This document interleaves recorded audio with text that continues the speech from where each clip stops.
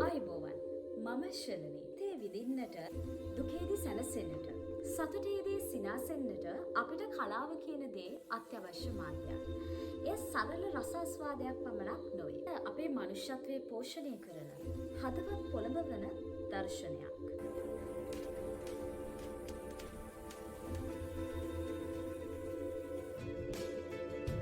මාතෘත්වය, ප්‍රේමය, විරහව පමණක් නෙවේ. සමාජ අසාධාරණය, දේශපාලනික විවේචන, කාන්තාව, ස්වභාව ධර්මය යන ආදී සරල භාවයේ සිට සංකීර්ණ භාවය දක්වා ප්‍රතිභාපූර්ණ නිර්මාණවල තේමාව වෙලා තිබෙනවා. ගීතය තුලත්, කවිය තුලත්, චිත්‍රපටය තුලත් නිර්මාණකරුවා මවන්නේ යථාර්ථයත් ෆැන්ටසියත් අතර චින්තා සමුදායකි.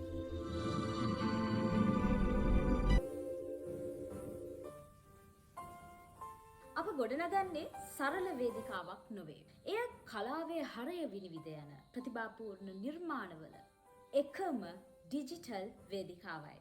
මේ වේදිකාව සහකම්පනයෙන් යුක්ත මිනිසුන්ගේ රසවින්දනයේ නවතනයි.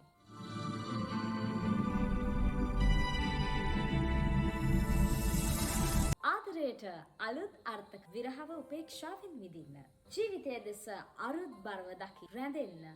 Behind the Rhythm with Shela සමග සාහිත්‍යයේ රිද්මය කලාවේ වින්දනය සන එකම ඩිජිටල් වේදිකාව. Behind the Rhythm with Shela.